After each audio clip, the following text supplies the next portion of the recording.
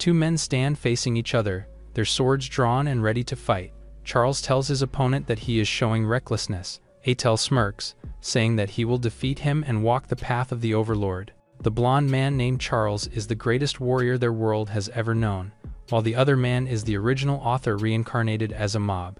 The two fight head-on, their swords clashing as they show who is the superior one between them. Atel produces a powerful magic attack, destroying everything in its wake, utterly surprising Charles. The warrior already memorized the move and effectively launches a counterattack, releasing a crazy amount of magic and energy. Atel is thrown by the overwhelming attack, but he easily catches himself and tries to fight back again. However, Charles is more agile than him, leaping to his side and slashing him. With determination, the warrior intends to finish the fight and charges toward Atel once again. The man is thrown off to the farthest side of the field, his body covered in injuries. He then suddenly opens his eyes as if nothing happened.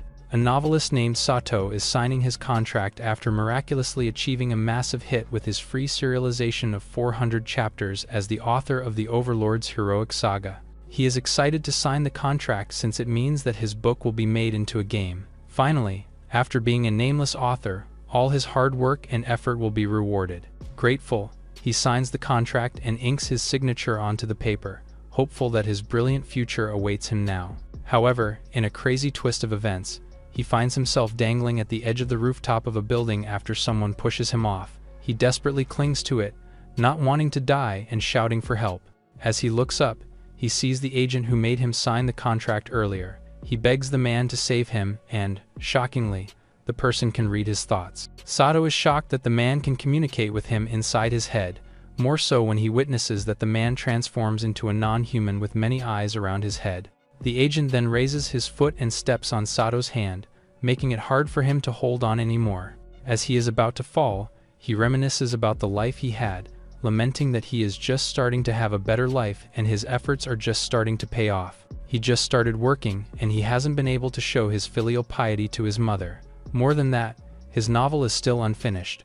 Full of determination, he pushes himself to hold on and live longer. Suddenly, his body is charged with extraordinary power and energy.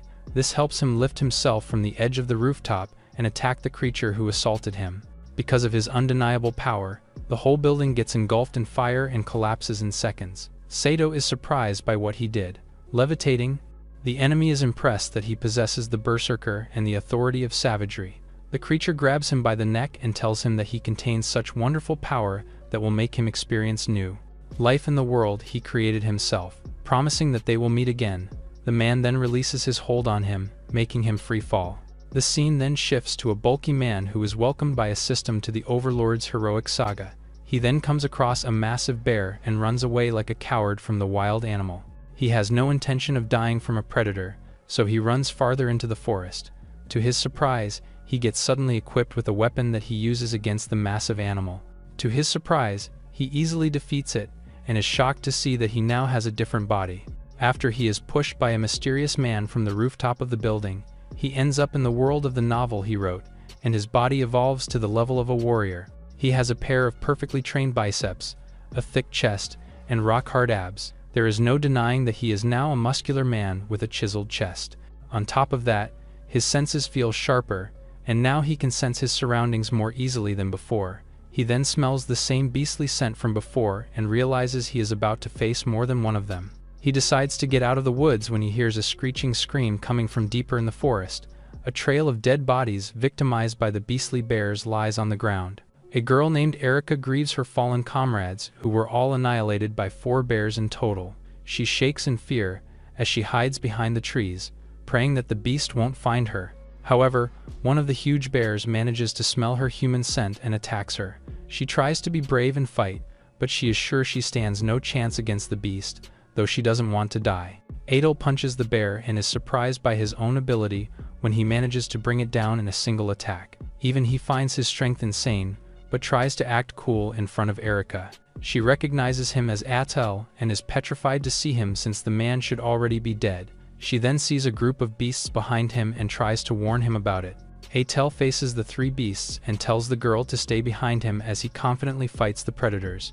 Overpowered, he takes them one by one with great agility and strength. He takes them down one at a time with successive blows, not giving them a chance to recover. The girl just stares at him in awe at how easily he defeated the beasts. As he basks in victory, Erica approaches him and calls him by the name Atel. Confused, he doesn't know how to react until she throws herself at him and hugs him tightly.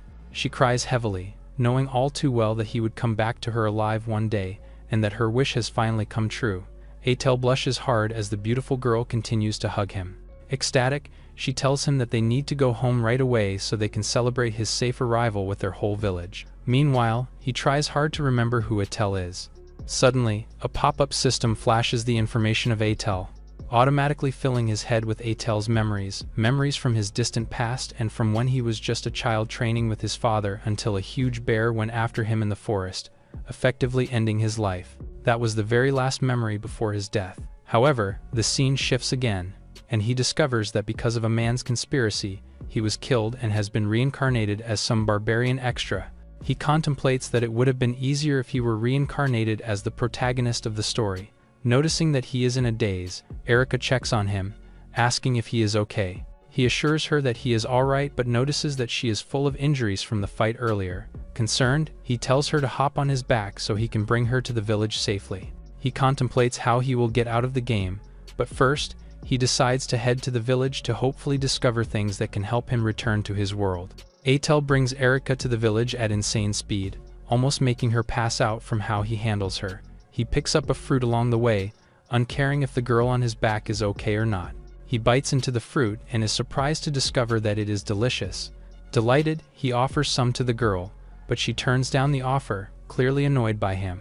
Later, they finally arrive at the Black Wolf tribe's settlement. Upon hearing that Atel has come back alive and well, the whole village runs up to greet and welcome him, surprised and thankful that he wasn't killed by a bear.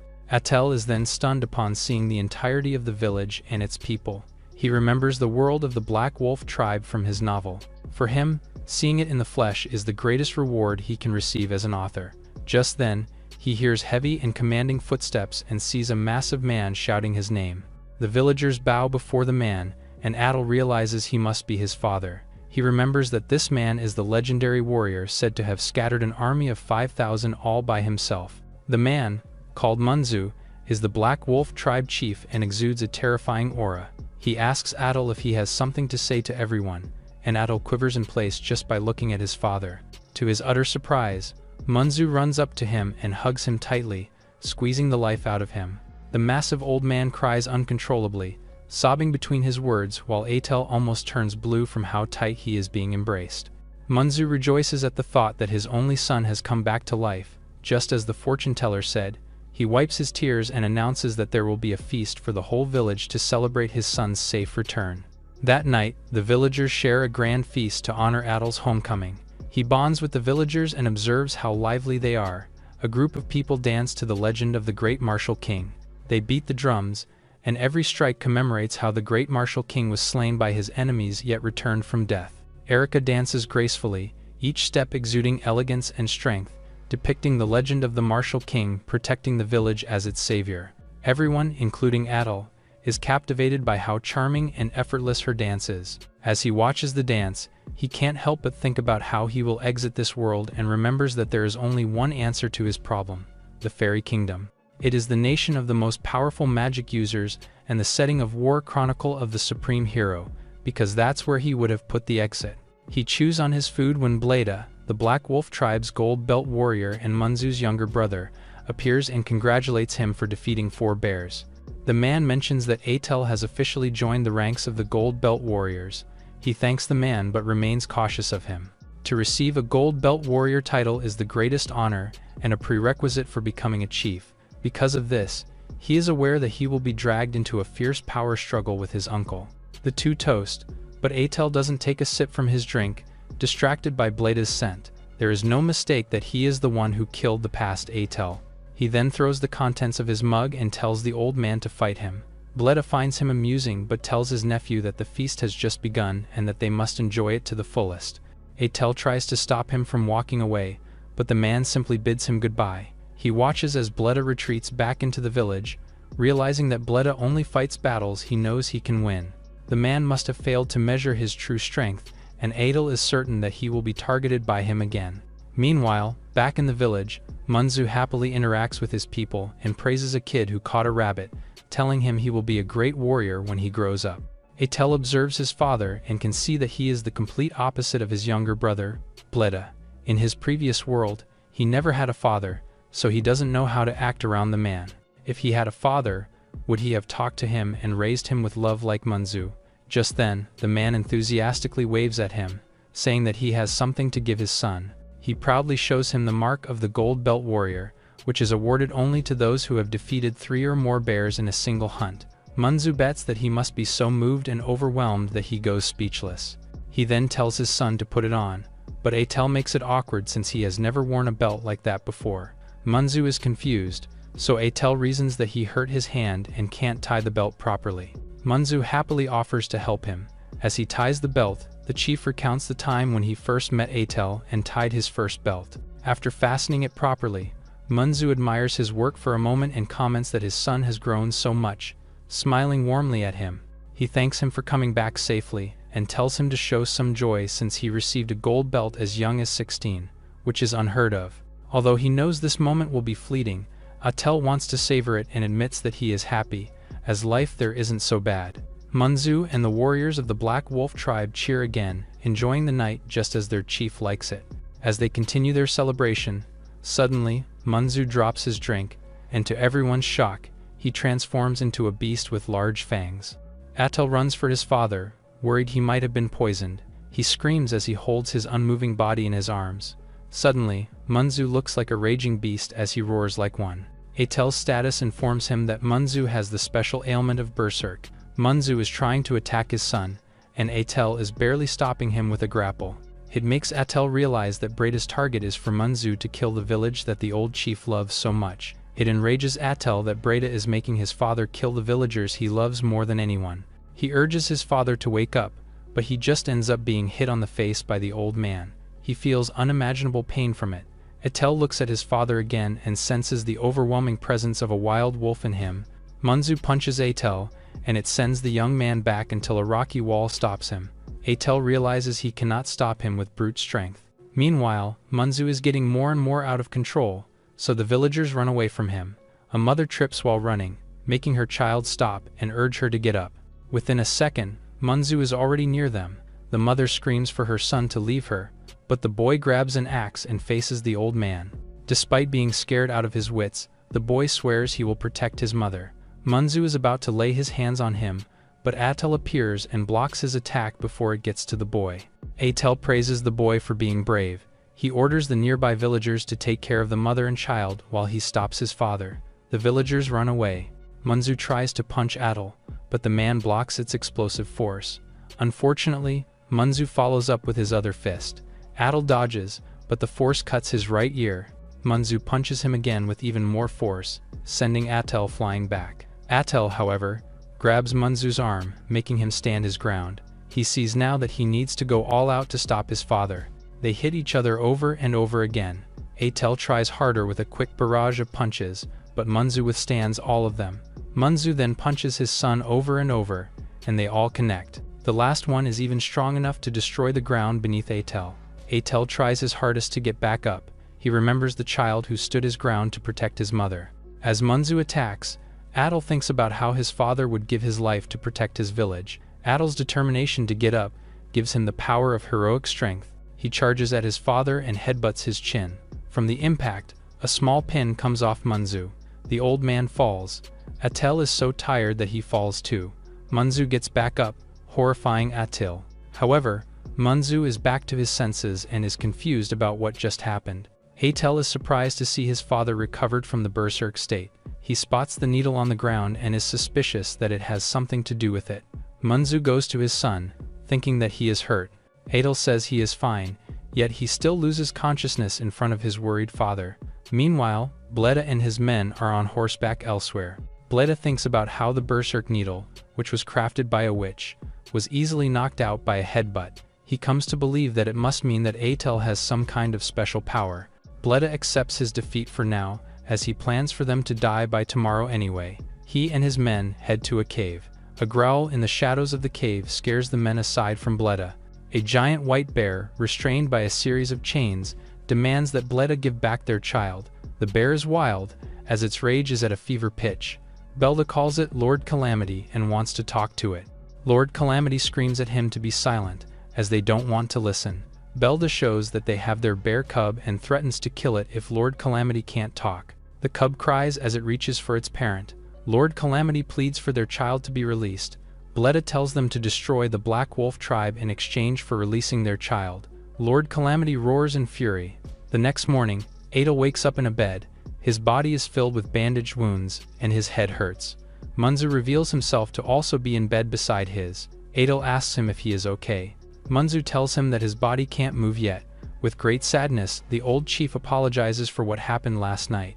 Adel tells him that it was not his fault, and that Bleda was the one to blame. Still, Munzu feels sorry for himself since he failed to protect the village. He believes he no longer has the qualifications to be the tribal chief. Atel disagrees, but Munzu thinks what he did was too serious to be forgiven. Suddenly, they hear people approaching their tent. There are so many villagers that they trip over each other as they enter. They fight among each other as they try to say that they came to visit to see if the chief is well.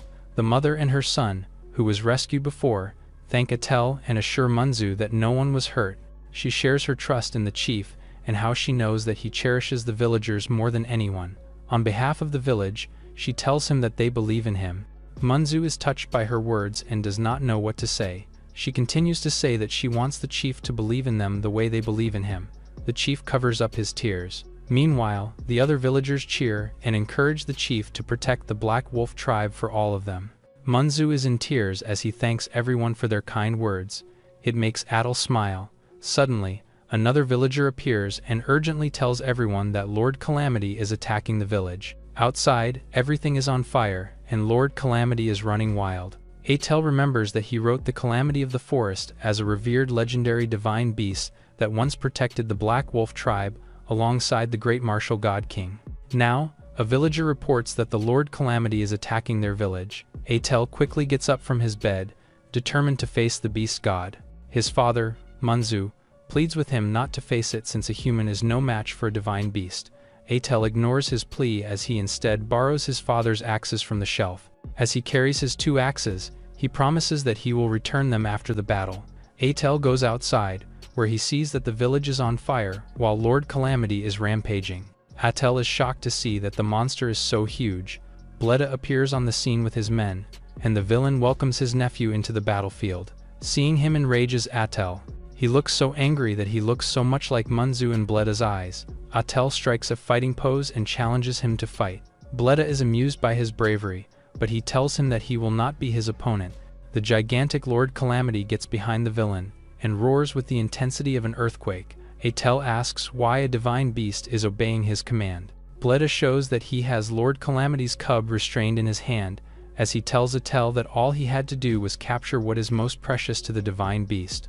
He prides himself on reducing the divine beast to such a pathetic state after simply taking advantage of his weakness. With his command, Lord Calamity charges at Atel. The bear strikes with its giant paw and claws, which Atel blocks with his axes. The weight of the attack tells Atel that he would have died if he had faced it head-on. The white bear goes for a second strike, so Atel evades it. He acknowledges the divine beast's strength and speed, coupled with its body that is as hard as a rock that can't be cut. Lord Calamity roars, and it makes Atel scared of his sharp fangs. Atel then recalls that while rocks are too hard to cut with a blade, they can still be driven by a stake. This thought leaves him throwing one of his axes towards the bear with all his might. It leads to it being stabbed in Lord Calamity's right shoulder and hurting them. Atel then runs towards the beast. Lord Calamity strikes him with his paw, but the man jumps to evade. He then uses the momentum of his jump to swing the axe in his hand towards the axe, jammed in the bear's shoulder like a hammer, hurting the bear even more. The force of the attack dismembers Lord Calamity's right arm. The divine beast howls loudly and then dies and falls to the ground. The bear cub jumps away from the clutches of one of Bleda's men and goes to their parent to mourn them. Bleda is angered that the divine beast has proven itself to be useless. He commands his men to shoot arrows. They fire, and arrows rain down towards Atel. With a swing of Atel's axe, all the arrows get destroyed.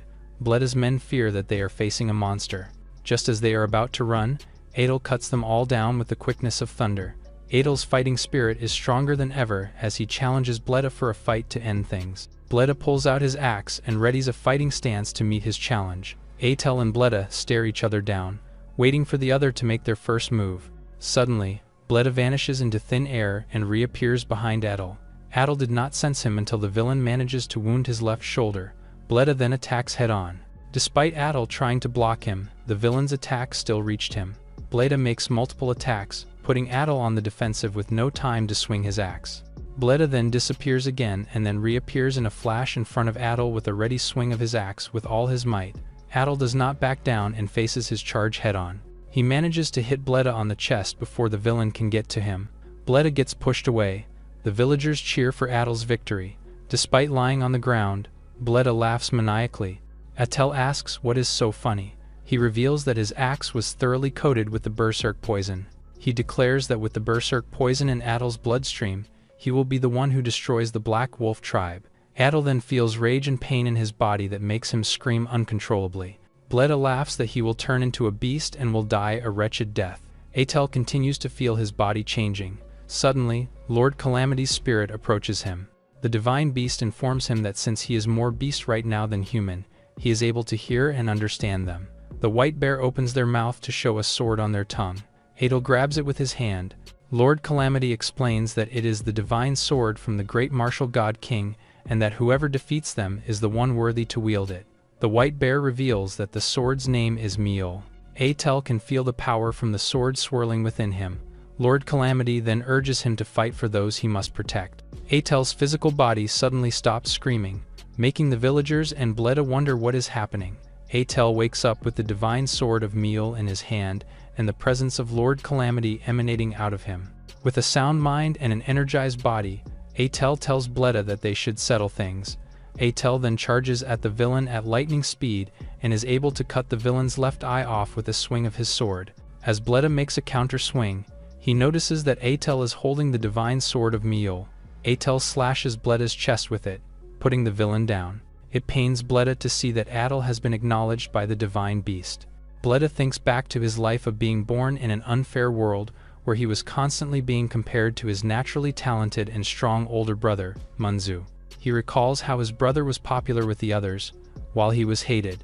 Despite this, Bleda was driven to catch up to his brother because he revered him. He remembers how he battled many beasts and experienced many hardships just to catch up with him. In a battlefield of war, the Black Wolf tribe was cheering for the undefeatable brothers of Munzu and Bleda. Munzu was surrounded by dozens of enemies and was winning. He did not notice the one combatant sneaking behind him. Bleda saw this and ran to his brother. He protected his brother by taking the hit for him. It resulted in his left eye being scarred. After the battle, Bleda demands to know from his brother why he was not allowing him to participate in the next battle. Without looking at Bleda face to face, Munzu apologized and told him that he could no longer participate in battles because of his damaged eye. Bleda was enraged that his brother punished him for protecting him. In the present, Bleda is shouting at Atel that he is not the bad guy because it was Munzu and the Black Wolf tribe who abandoned him. He swears that he will destroy everything and then charges at Atel. Atel tells him to take responsibility for his actions. Atel rushes at him too, while swearing to protect his family and comrades. Both men make their move at the same time. Atel is the one who is able to land the blow. As Bleda gets pushed back and falls, he thinks about how he always knew that Munzu showed him kindness when he did not allow him to battle again, but that all he wanted to hear from him was for them to fight together again. He remembers when both brothers promised to fight side by side in battle. In the present, Bleda lies on the ground, slain. The villagers cheer for Atel's victory. A while later, Atel decides to leave for the fairy kingdom and says goodbye to his father and the villagers. The villagers regret his leaving, as they express how they want him to be the chief someday. Munzu tells them that he does not think his son is worthy of being the chief. They disagree as they tell him that Atel would do a fine job. It makes Munzu motivated to show them what he means. The chief swings his axe at Atel, so the man blocks his attack with his divine sword. Atel asks him what he is doing. The old man answers that he made a good defense, but that he is still soft and full of openings. Munzu makes a peaceful smile, confusing Atel. The old man elaborates that Atel is clearly special with a great destiny. He points at his divine sword as proof of this. He tells his son that people are tested in their souls when confronted by despair. With a sad face, He cites Bleda as an example of a soul who lost their radiance. He advises Atel to temper his mind, technique, body, and soul so he will not lose the radiance of his soul no matter what. Atel says he understands. Erica appears and suddenly rushes towards Atel. She gets so close to him that it makes Atel blush. It turns out that she has attached a necklace to him, which has a base made from the fang of a divine beast. Erica tells him that she made it for his protection. Just as Atel wants to tell him about his appreciation for it, Munzu suddenly tackles his son with a hug and begs him not to go. Atel waves goodbye to a crowd of people who love him. Later, Atel is in the middle of the forest and is camping while cooking meat over a fire. He is excited as the meat gets fully roasted. He is about to put the food in his mouth, but gets distracted by a noise. He looks at the distance and sees that Lord Calamity's bear cub has followed him. Atel wonders how long the bear is going to follow him. He tells it to go home, but the cub does not seem to understand and is just happily coming towards him. Its stomach growls loudly, so Atel gives it a piece of meat. The bear is so hungry that it puts Atel's hand inside its mouth. Aside from just the meat, he is able to feed the cub with only the meat, but he is frustrated that his hand is now covered with saliva. It pisses him off so much that he swears that he is leaving the small creature behind. He then gets scared as he sees that the bear has a centipede hanging from its mouth. The bear barks to say that it is giving it to him, but he shouts with fury that he does not need it. The bear ends up sleeping peacefully on his lap. He sees that it is hugging the mule blade like it is its precious pillow. It makes Atel realize that the bear is attached to him because it wants to be with the scent of its mother. He remembers how Lord Calamity tried their best to protect the child so that he would not be dragged along on his dangerous journey. He stares at the bear as it sleeps peacefully. He tries to touch the little guy, but it turns away with the mule still in its hands. He realizes that the kid is trying to protect the sword. The next day, the cub wakes up but sees that Atel and the sword are gone. It circles around in search of the sword, but it can't find it. Feeling abandoned, it starts to cry. Atel then appears to ask if it is looking for his sword. He tells the cub that he can't hand it over. Instead, he puts a piece of the bandage covering the sword and ties it on the bear's neck like a makeshift collar and gift. He then tells the bear to go along with him as he walks away. The cub cries with happiness. It then walks beside him and barks in a cheerful manner. Atel warns them that their next meal is only after they reach the next village. They run together as they move. Meanwhile, a bird is watching over them. Through its eyes, the witch Battery sees the duo through her magic orb. She is intrigued that he is looking at a warrior who can break a magic poison needle. He exclaims her interest in watching over him. Atel and the bear cub arrive at a village. The first place they go to is a tavern for food. As Atel enjoys his meal, he asks the tavern keeper if he knows about the fairy kingdom. Unfortunately, the man had never heard of the place. Atel remembers how he envisioned the fairy kingdom as a sanctuary for fairies on a beautiful floating island past the North Sea. He regrets that he did not write more details about the kingdom so that it would be easier for him to get there. He also regrets writing that one needs to go through armies of monsters, dragons, giants, and ghostly creatures to get there. Men overhear Atel talking about the fairy kingdom and laugh at him. They tell him that there is no such place and that he is an idiot for dreaming about it. One of the men warns Atel to get out and threatens to eat his bear cub if he doesn't. The bear bites his arm in the process. The bear's action leads the leader of the Kiri mercenary group, Otto, to kick a table away from him. Otto warns Atel to leave. The tavern keeper recognizes Otto and gets scared. He advises Atel to leave right away since he knows Otto the outlaw, who used to be a knight. Otto orders all his men to get Atel. With just a glare, Atel takes the man coming for him down. Otto is so shocked that he asks Atel who he is. Atel answers that he is the original author and then removes his upper clothing to reveal his muscular physique. Otto gets so scared that he begs for mercy. It leads to the outlaw being beaten up. The tavern owner thanks Atel and shakes his hand. He shows that he has bounty posters of Otto and his men to show that he has just apprehended criminals troubling the town. Atel asks why the bounty says they need to be captured alive. The tavern owner tells him that he thinks it is because the lord of the town wants to draft them into a war. He tells of rumors that war is coming, so Baron Bert gathers even criminals to fight. Atel's eyes sparkle at the news, scaring the tavern owner. Atel heads to the lord's manor, where he presents Baron Bert with the tied-up Otto and his men. Atel tells Bert that he not only came for the warhorse reward but also to receive reward money. Atel asks if Bert is preparing for war, making the defensive Bert ask where he heard this from. Adel tells him that he heard rumors that he is short of soldiers and so must be gathering them for war against the Akites in the east. Bert is silenced as he can't deny it. Atel also says he has deduced that he wants to capture criminals alive so that they can be useful in the war. He praises Bert for his strategic thinking and speaks about how even barbarians like him know of his reputation as a symbol of terror among his enemies. His words make the Baron blush and make him gloat at how renowned he is even to the barbarians. Atel kneels before him and asks for the honor of serving and receiving a reward from him. Bert thinks about it and decides to give him 10 gold coins and 1 warhorse of his choice. He, however, says he will only do it for one condition, making Atel tense up. The Baron asks that Adel participate in the war as part of the Gasconu army, along with the Kiri mercenary group he captured. The tied-up Otto and his men are horrified. Adel agrees without hesitation. Secretly, he anticipated this and wanted it to happen. Elsewhere on a war battlefield, Charles, the blonde protagonist of the novel, arrives to put fear into an army.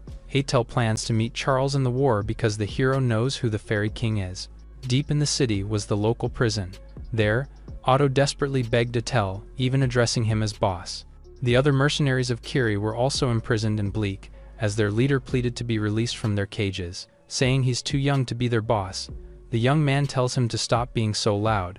His claim to youth makes Otto freeze in surprise, and foolishly suggests that he knocked 30 years off. Regardless, joining the war or deserting the army was a sure path to death. Since their group didn't even surrender willingly, they're told to join the fight and be saved quietly. Still hesitant, the leader thinks about it for a while and suddenly challenges him to a one-on-one duel.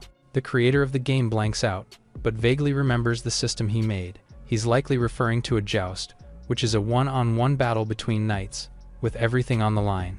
Rules vary by country and region, but there is one common regulation they follow. Regardless of status or birth, the stronger is hailed as the victor with no strings attached. They'll take everything as agreed, while the one defeated will lose everything they have. Otto was once a knight, and is more confident fighting horseback than in a competition of strength. Adel considers his desperate proposition from the other side of the cage. In the game, the bandit leader gets killed by the army, without even having his name mentioned. It'll be a problem if he dies now, and the author's arrival in the game world was already starting to affect the story. For now, he needs Otto alive so he can drag the mercenaries into the war. If he wins the joust, the Kiri group will join the war, otherwise they'll be freed as part of Adel's deal with Bert. In other words, the young berserker accepts the challenge. The screams filled the halls and surprised the little bear.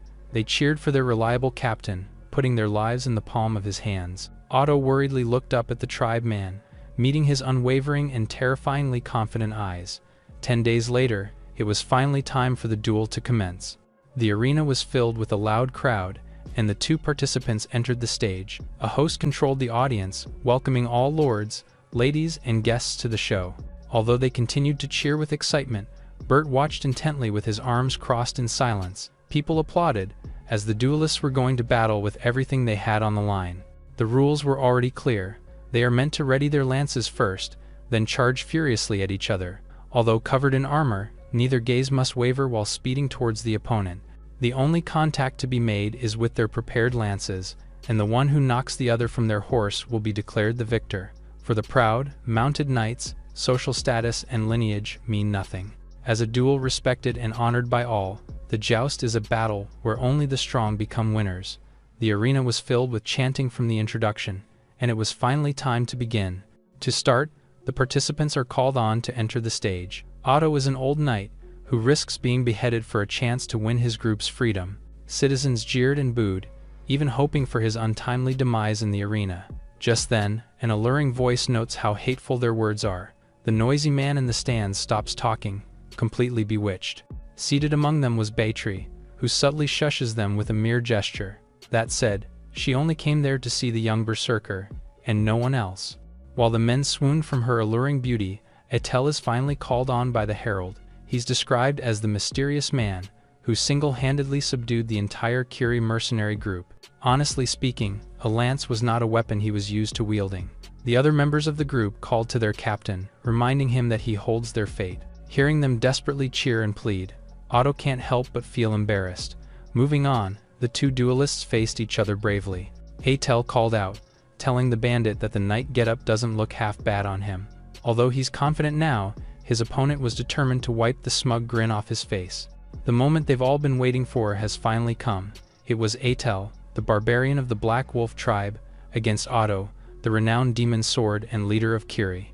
With this, the joust begins. With their match signal to start, the two duelists whipped their horses, spurring them forward with loud war cries. Well accustomed to this, Otto was certain he could win, and lowered the tip of his lance toward his enemy. Seeing his reach in comparison, his confidence shoots up more than ever. The end was right by Atel's face, inches away from hitting and knocking him off. However, the warrior suddenly redirected it away, perfectly timing with his bare hands. The bandit leader and his comrades all opened their mouths in shock, unable to believe that he caught the lance like nothing. Intimidating them more, Atel grips the weapon and breaks it with sheer force, planting a horrified expression on Otto's face. He learns the spearmanship skill, and thrust his weapon forward with a monstrous glare. The mercenary could do nothing but wait for the impact, which soon comes like a sharp pain to his shoulder. It doesn't take his life, and instead knocks him out cold from trauma, and leaves him with a limp arm. Beatrice chuckles at the marvelous sight, amused as she confirms that the boy really is a mad warrior. Just like that, the victor of the first round is decided, and Atel gets a new affinity for spears. Otto regains his consciousness for the next round, but his shoulder was far from a jousting condition, especially after it was pierced through with the lance. Unfortunately, he has no choice but to follow the herald's signal and charge in again. Now, the battle had to be finished by knocking someone off their horse. Atel was determined to do just that, but a crazed expression took over his face, and his body took on an unorthodox jousting stance. Otto lowers his arms and freezes, helplessly watching the tip speed towards him. His lackeys realized what was about to happen and called out, begging him to do anything against the gyrating spear. However, there was nothing he could do. Beatrice snaps her fingers, forcing a wave of magic to surge out from the middle of the arena. With this, time froze along with all the people there. The intense scenario was suddenly paused, and everyone was caught in her spell, that is, all except for the herald, who quietly shifted his eyes to her. After a while, time resumed, and Atel's horse bucked out of nowhere. He turned around, having felt the faint trace of magic, and eager to find the source. It doesn't take much time for his eyes to land on the witch, who was watching his every move intently. On the other hand, the audience was puzzled by how oddly his horse was acting. This was Otto's only chance, and he wasn't going to miss it for the world. His movements catch Atel off guard, but the warrior's reflexes are fast enough to catch on and dodge in time. Despite missing, the bandit knew he could still try one more time. Before he could do so, the young man says he got an idea and, with a demonic face, suddenly jumped off his horse and onto his opponents. No one knew how to react, as this had never happened before, and it was an unprecedented situation of a jouster mounting his rival's own steed. With the sinister expression still on his face, Atel choked Otto from behind, completely unbothered despite being on a moving animal. Some question if this was even allowed under a duel's rules, but Bert just silently nodded from the stands. With this, the second round was going to be secured without any question. A familiar burst magic passed through the arena for a second time. The horse bucked and screeched again, and Atel was sure that something had happened. Frustration was starting to fill his mind. He lowers himself, gracefully landing on the ground and leaving Otto to fall with a loud and heavy thud. The situation was continuously getting worse, and the bandits had to watch, as the raging horse galloped towards their incapacitated captain. To their surprise, Atel stood between them and ordered the stallion to stop in its tracks. His voice and energy were commanding, leaving no room for disobedience. With Atel's stern command, he saves the poor competitor from being trampled. Terrified, the horse turns tail and rapidly runs the other way. People were stunned by the display of valor, while Beatrice just smiled in satisfaction. However, the young warrior was not done yet. He took his lance and drove the end into the ground. Looking down at the mercenary, who struggled to even get up, he reaches out with a smile and confirms that they're heading to round 3. Although he wasn't expecting such sportsmanship in the arena, Otto took his hand and accepted the challenge bravely. It was a proud duel between knights, and now it was time to decide things once and for all. Beatrice's trick had been noticed, but the young man's keen eye only amused her even more.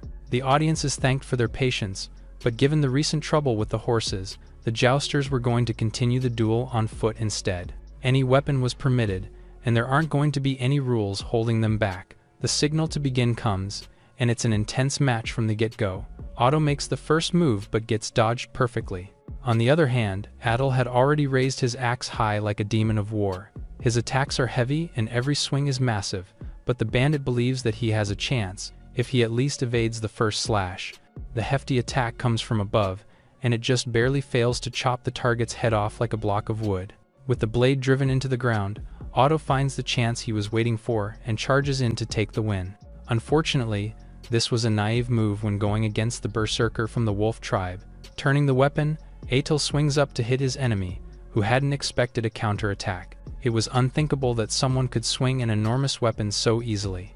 This turns into a hard and painful lesson on how inhuman the person in the arena with him is. The warrior looked just about ready to end his for good, so the arrested mercenaries cried out for their captain, nearly jumping in themselves. Otto's resounding voice tells them to stop. He surprisingly manages to stand on his own feet, despite the huge wound on his chest. Death had come knocking repeatedly, but he was still determined to earn their freedom. They plead and beg him to stop, saying they're prepared to throw themselves into the war if it'll save his life. There was no way they're allowing him to die in a place like that. He grit his teeth upon hearing their words. Even with their hands tied up and chained together, they still had the gall to talk so big. He wants to do the same, but his fingers don't even have the strength to grip his blade. Atel lowers his own axe and subtly turns toward the herald. Getting the signal, he deems Otto unable to continue with the match. With the white flag raised, he declares the tribe warrior as the final winner of the intense duel. His opponent was still standing, but swung and stumbled as the seconds passed. With an acknowledging smile, Adel catches his body right before it falls completely. He's no longer some nameless character in the game, and was now a respectable warrior who never gave his men up.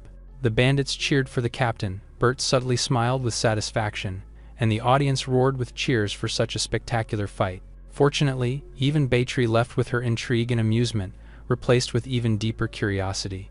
As the sun set, the fighters and their comrades ended the tiresome day. Following the victor's terms, the Kiri mercenaries joined Bert's army. They shared toasts a few nights later, celebrating their group's new beginning with a wave of alcohol. Otto, now much better, led the festivities, even volunteering Atel's wallet for the tab and telling the servers to keep the food coming. Their mood definitely bounced back, which is surprising, especially for the man who almost died in the joust. They bar him from taking any drinks, emphasizing how his body needs a break while recovering. He whines and complains, saying he hasn't had a single drop since he was arrested.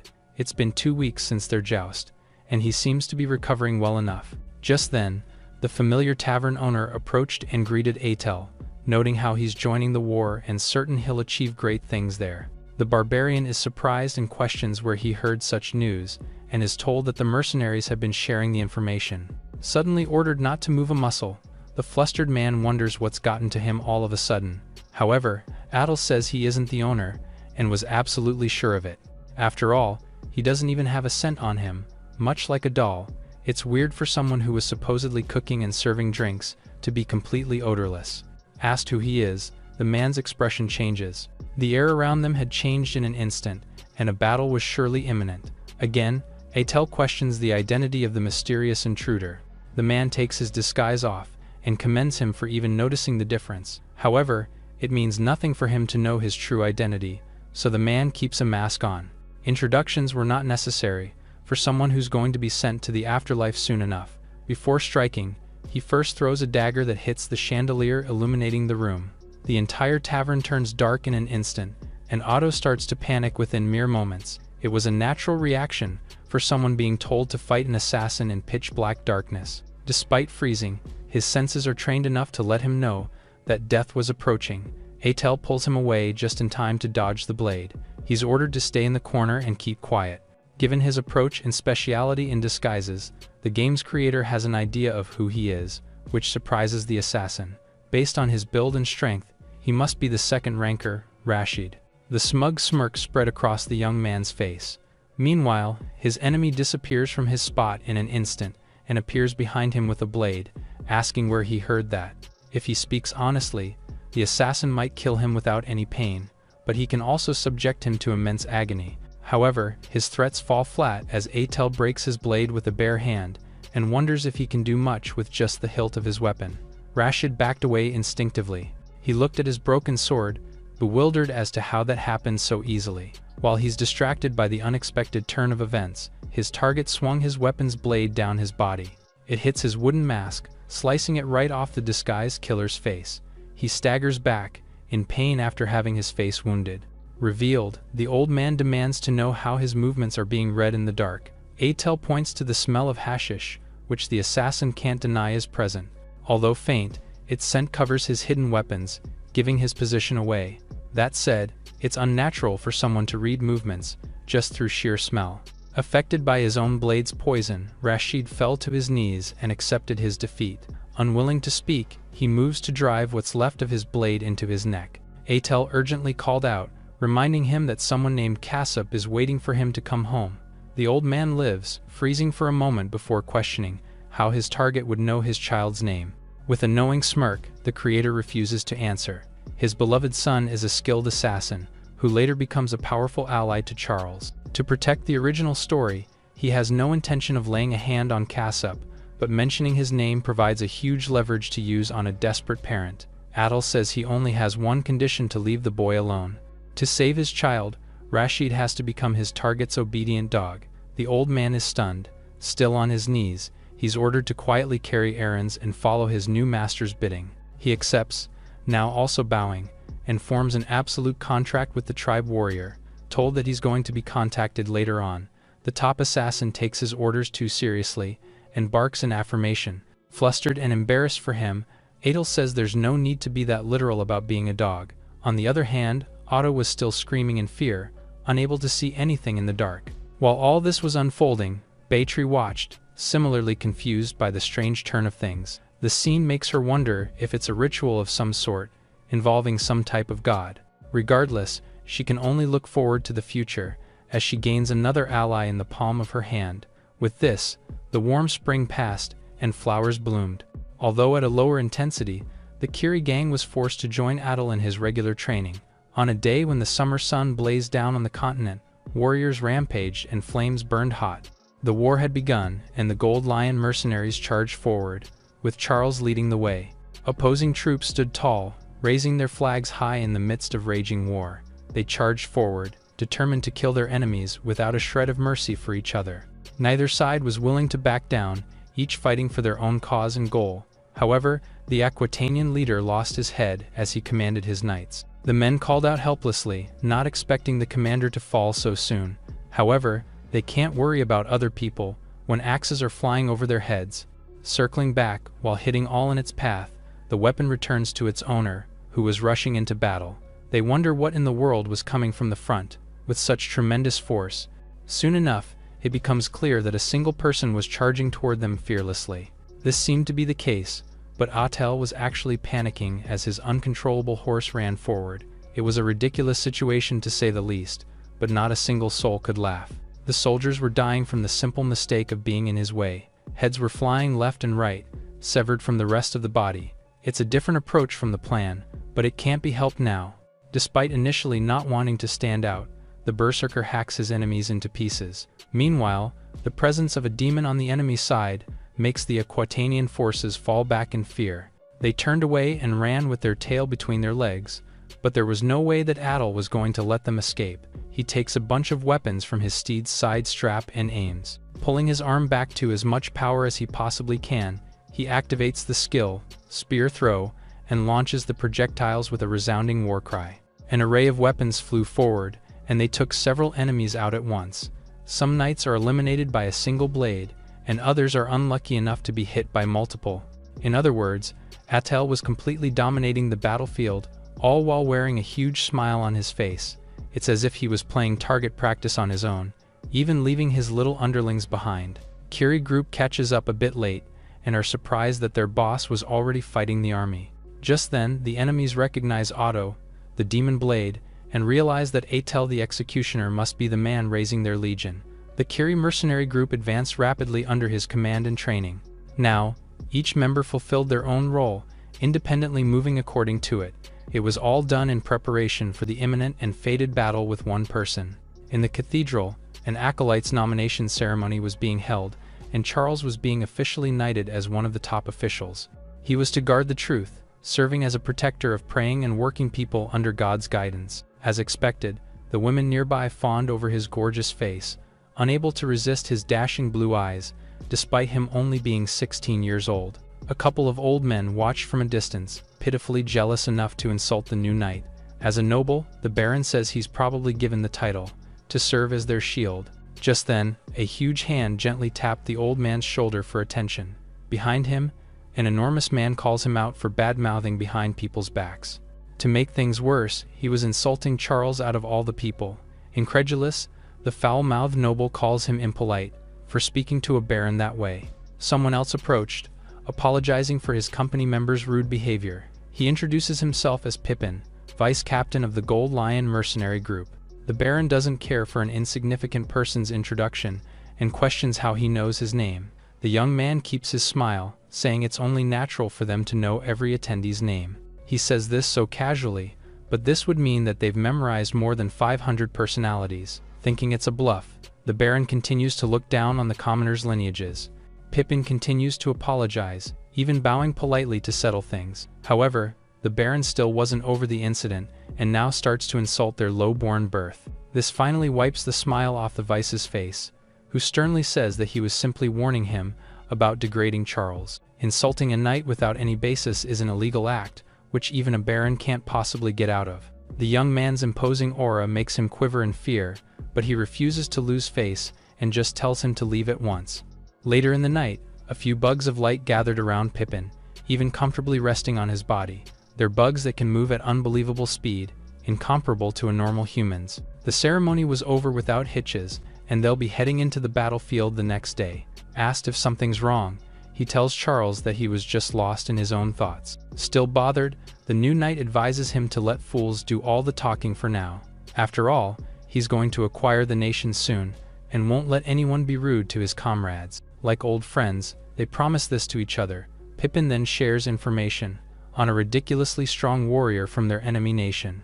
Apparently, there are rumors of him being as strong as Charles himself. The news was definitely intriguing, and he can't help but want to meet him on the battlefield right away. Otto asks Adel if he can see the dungeon from the sky. This leaves the young man completely confused, so the bandit notes how he perfectly grasped the enemy army's camp and troop strength. If it isn't done by him, then the heavens must be on their side for some reason. Unexpectedly faithful, Otto reminds them that he's a former knight despite how he looks. That said, of course heaven was not on their side. Atel actually is able to grasp the flow of the battlefield, but acts in a way that doesn't disrupt the original story. It's the only way Charles finds the fairy kingdom. Just then, their surroundings suddenly turned as dark as the night. It's so odd that they think it's an ominous omen of misfortune. That said, it was just an eclipse, one that the creator didn't write into the original work. Feeling a presence behind him, he turns and finds Rashid, who reports that the Gold Lion will divide into 2 groups and attack in 5 days. In other words, Charles was finally making his move. He commends the assassin-turned-scout for now. The Gasconian army was supposed to join the war with Bleda, but since he defeated his uncle, their military strength was insufficient. They were being cut down like helpless wheat in the fields, and if things continued this way, Aquitaine is going to win before Charles finds the fairy kingdom. To keep this from happening, Adel calls to Otto. He can't allow the history of the world he created to be warped more. With the signature crazed expression, he says they're going to strike the Gold Lion group. The news makes the bandit leader scream in shock and disbelief. It was an unbelievable decision that bordered recklessness and danger. Their target is rumored to have more than 100 people as members. What's more, their leader is a dangerous person, who's said to be as strong as Adel himself. Given the young man's apathy, Otto can only curse the oath of their joust. Frustration fills his entire body, but he has no choice but to go. That said, preparations for deployment will take at least 10 days, and there's even more to do. Despite even reluctantly mentioning additional training, their boss insists on leaving immediately.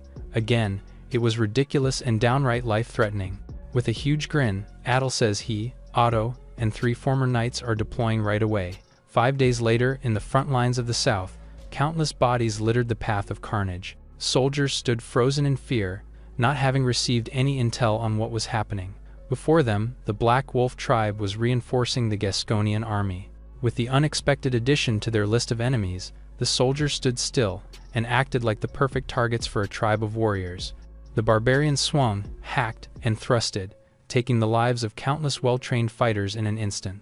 Later on, in the Gold Lion camp's main tent, Charles informs his comrades about the Black Wolf tribe's involvement. It was terrible news for them, given the military strength they had to offer. With this, they're rapidly expanding their influence with fierce momentum. However, this was also a chance to achieve military distinction. Driven by such thoughts, he changes the destination of the unit he's personally leading. His commanders and their men salute, confirming the order. Soon enough, the first unit was ready for departure, so he leaves Pippin in charge of the second. Ready to take their leave immediately, Charles turns to his deputy one last time and tells him to stay alive. The unneeded reminder makes the vice narrow his eyes. After all, worrying for someone in his league was unnecessary. Similarly, Ruach was also there to provide support. The god of war was ready to achieve distinction and rise in their country. Having full faith in him and their comrades, the entire mercenary group smiled in affirmation. With this, they part ways to handle their own responsibilities. Pippin was ready to leave as well, intent on bringing a pile of commanders' heads back. He turns with the other members as they hear a commotion from the woods. To their surprise, Adel suddenly jumped out from the dark, charging right into their camp and swinging his axe around like a madman. He's glad that he found his targets. His weapon moved fast, swinging right toward Pippin, who was still grasping the unexpected situation. The ambush leaves the deputy injured. 5 days ago, the eclipse came like an unfortunate omen. Despite obeying his orders to pack, Otto complained about attacking Gold Lion with just 5 people. To turn the tides, the only approach is to weaken the rival group's military strength. That chance was only going to come up while Charles is absent from their base camp. Pippin screamed in agony, not expecting to be attacked so randomly in their camp. With a smug smile, Adel tells him to be quiet and keep himself behaved. The other members react fast and immediately surround him, ready to retaliate. Meanwhile, Otto and the others were still hiding in the bushes. Some want to help, but he says they have to stay if they want the plan to work. It's fairly unofficial, but it involves staying put and watching while their master mows the entire enemy troops down. Atel sighs as he only intended to attack Pippin and leave, but now he has to power up since people don't seem to be cooperating well enough. The mercenary group charged in, but he readily meets them with his weapon on hand. He throws his axe imbued with berserker rage, cutting right through entire bodies like soft butter. Failing to learn from the display, others leapt in, thinking they might have a chance against an unarmed man. However, they miss despite their numbers, and find their target floating just above where they were. Coating his arm in power, he drives it into the ground and unearths the land itself, sending tremors throughout the forest. Although trembling from his power, Otto says it all worked according to his plan. The campsite was decimated, burned and torn apart by a single man. All the weaker soldiers had died, while Pippin and Ruach barely managed to defend themselves from suffering the same fate. The large commander's only mission was to protect the vice, which is his promise to Charles. The deputy was both stunned and horrified, but this mission was something he was willing to die for. They're the family that he shared warm and happy times with, all of which are irreplaceable to him. To him, family is something to protect no matter what. With that thought in mind, Ruach fills his body with energy and tears a steel shield into 2. After all, he is the shield that will stand between his family and their enemy. Atel was impressed by the showmanship, and he confirms that he's starting to earn himself the unappealing and brash title of Massacre Man. Gripping his sword tight, Ruach introduces himself as the assault unit captain and declares his intention to beat him. Answering with nothing but a confident grin on his face, Atel prompts the man to charge in with a war cry that rang throughout the forest. The captain's spear swings through empty air, and he starts to realize the enemy's speed. The berserker warrior was already in the air, reaching up with his axe to deliver a powerful blow. With a single swing, he cuts through the enemy's entire body, slicing him right down the middle. Pippin screamed at the horrifying scene, worried as he's forced to watch his comrade fall with a huge gash on his chest. Adel was completely satisfied with his handiwork, and was just about ready to head back to their own base.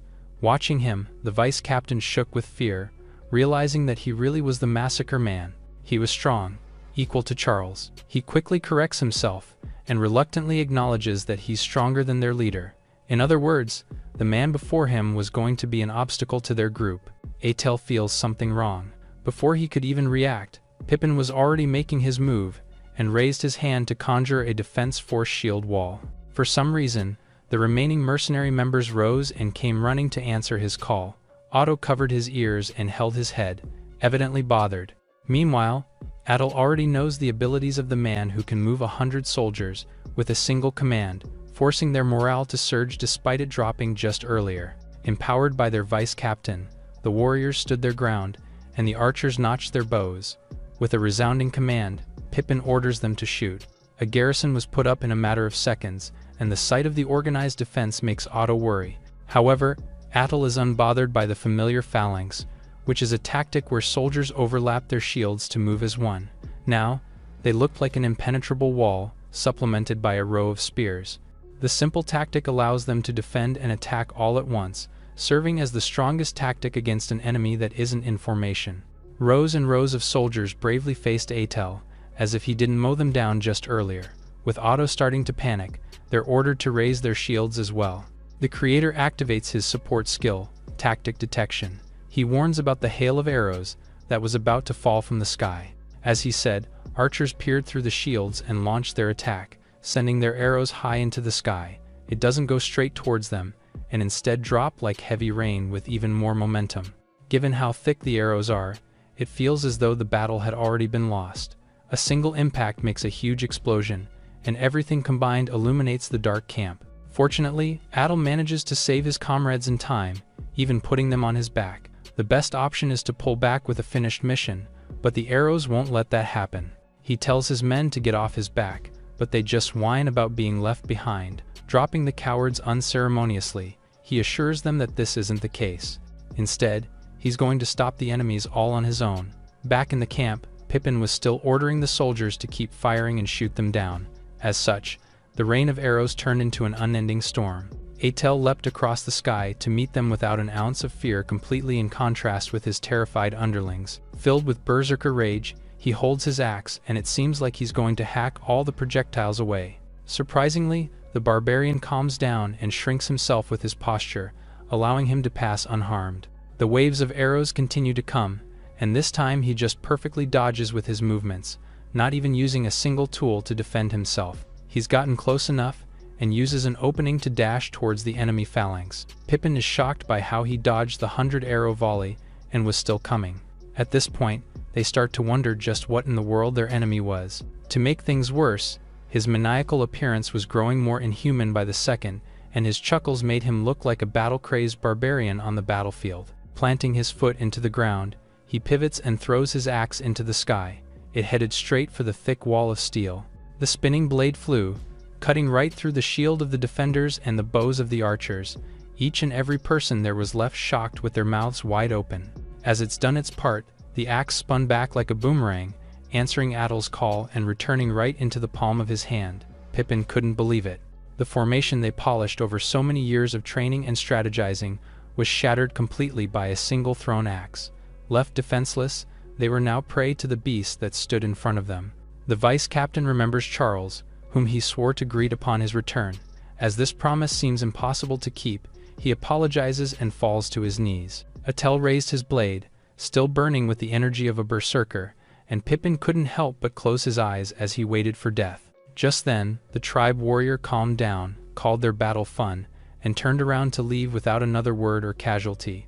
The vice cursed and screamed endlessly, suffering the humiliating defeat. Meanwhile, Adel and his men rode back to their base, with Otto and the others sharing how they thought they were going to die. The former knight tells their boss to never leave their side from now on, but the disappointed warrior says he's going to train everyone from scratch. Just then, they're interrupted by a raven, cawing and approaching from above. He holds his hand out to receive the bird, and confirms that it has a message from Rashid. For some reason, horror immediately spread across Adel's face. Without any warning or explanation, he turned his horse around and sped in the other direction. The night grew even deeper.